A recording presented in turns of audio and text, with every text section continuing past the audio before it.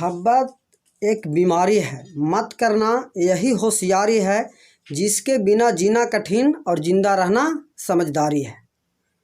कहने का मतलब है कि प्यार मोहब्बत के चक्कर में नहीं पड़ना है। जब तक कि आपको एजुकेशन ले रहे हैं उस पीरियड में आपको सबसे पहला प्रायोरिटी एजुकेशन को रखना है, शिक्षा को देना है। इसको ग्रहण करने के बाद, इसको में सफलता पाने के बाद आज कुछ भी कर सकते हैं, तो आपको सफल माना जाएगा। तो आज का टॉपिक कुछ छोटी संख्याएं, कुछ बड़ी संख्याएं, 1 डिजिट का, 2 डिजिट, 5, 6, जितने भी अंक का बड़ी संख्या है पूर्ण वर्ग हो सकता है, छोटी संख्या है पूर्ण वर्ग हो सकती है। 4 अंकों की छोटी संख्या, 5 अंकों की छोटी संख्याएं घन हो सकती है। उस पर बेस आज का क्वेश्चन है। इससे रिलेटेड काफ़ी बार एग्जाम में इससे बहुत क्वेश्चन पूछा गया है, तो आज इसी टॉपिक पे हम डिस्कस करेंगे।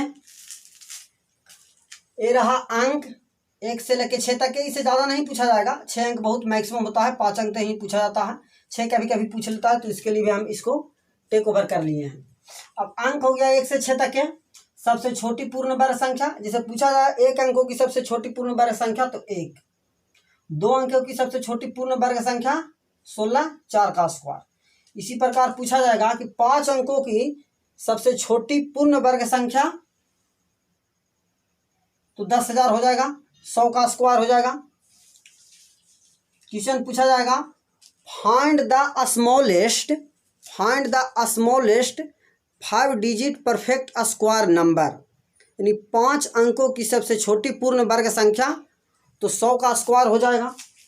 उसी प्रकार 6 अंक का, उसी प्रकार बड़ी संख्या में बोलेगा 2 अंकों की सबसे बड़ी संख्या 9, 3 का स्क्वायर।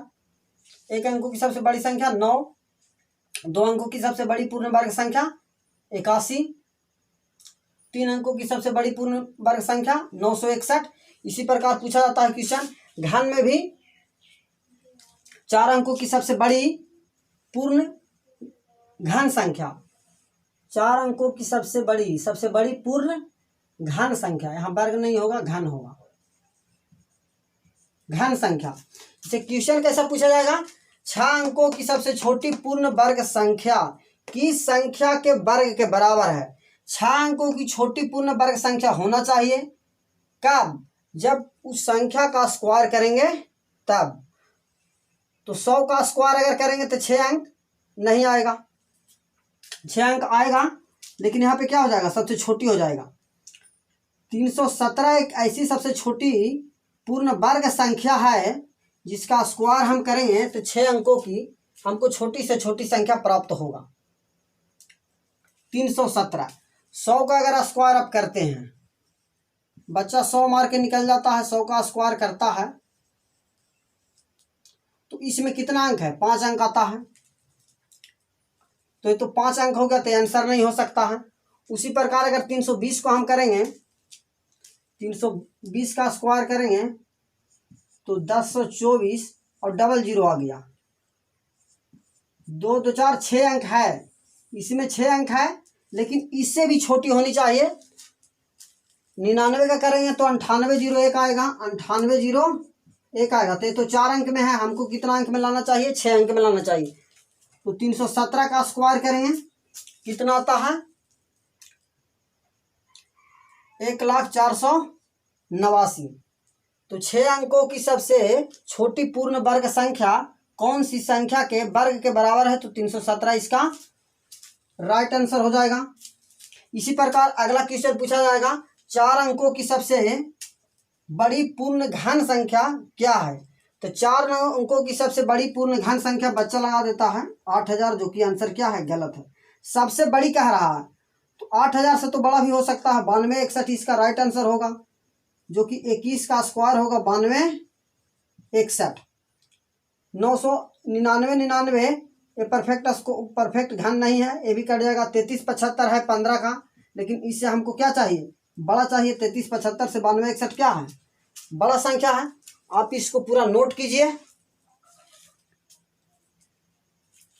क्वेश्चन पूछता है कि 5 अंकों की सबसे छोटी पूर्ण घन संख्या, तो 5 अंकों की सबसे छोटी पूर्ण घन संख्या क्या होगा, 10,648। किसका घन है? 22 का घन होता है, 22 का क्यूब होता है। अगर क्वेश्चन पूछेगा कि 5 अंकों की सबसे छोटी पूर्ण घन संख्या क्या होता है तो 10,648 होगा। क्वेश्चन पूछेगा कि 5 अंकों की सबसे छोटी पूर्ण घन संख्या किस संख्या का घन के बराबर है, तब जब घन के बराबर है तो 22 के घन के बराबर है, घन कहेगा था। संख्या पूछेगा तो 10,648 होगा। उसी प्रकार 6 अंकों की सबसे बड़ी संख्या जो पूर्ण घन हो, क्या हो? पूर्ण घन हो, यानी जिसका हम क्यूब रूट निकाल सकते हैं, परफेक्ट क्यूब नंबर है 97,336। ये किसका क्यूब है? 46 का क्यूब है, यानी 46 का क्यूब है। तो इस प्रकार का क्वेश्चन एग्जाम में पूछ लेता है लैंग्वेज के रूप में। आपको समझने के लिए पूरा हम बोर्ड पे पहले से लिख रखे हैं। इससे जो भी सवाल बनेगा 1 अंक से लेके 6 अंक तक के, संख्या छोटी पूर्ण वर्ग हो या संख्या बड़ी पूर्ण वर्ग संख्या हो, छोटी पूर्ण घन संख्या हो या बड़ी पूर्ण घन संख्या हो, इसमें सब कवर हो जाएगा। इससे बाहर कुछ एग्जाम में आना नहीं है। आपको सिर्फ एक भाषा के रूप में कोडिंग करके दे दिया जाएगा। जैसे कल वाला क्लास में हम क्या बताए थे कि क्वेश्चन अगर रहेगा कि 15, 16 और 24 से 15, 16, 24 से विभाजित सबसे छोटी पूर्ण वर्ग संख्या क्या होगा। क्वेश्चन है कि 15, 16 तथा 24 से विभाजित होने वाली सबसे छोटी वर्ग संख्या। ऑप्शन में आपको दे दिया जाएगा। पहला ऑप्शन रहेगा 900, दूसरा ऑप्शन रहेगा बी में 1600, सी आपका ऑप्शन रहेगा 2500 और डी आपका ऑप्शन रहेगा तो 3600। तो देखिए 15, 16, 24 से विभाजित होना चाहिए, यानी पूरा डिवाइड होना चाहिए और पूर्ण वर्ग संख्या होना चाहिए। अब देखिए 900 भी पूर्ण वर्ग संख्या है, 1600, 2500, 3600 सभी पूर्ण वर्ग संख्या है।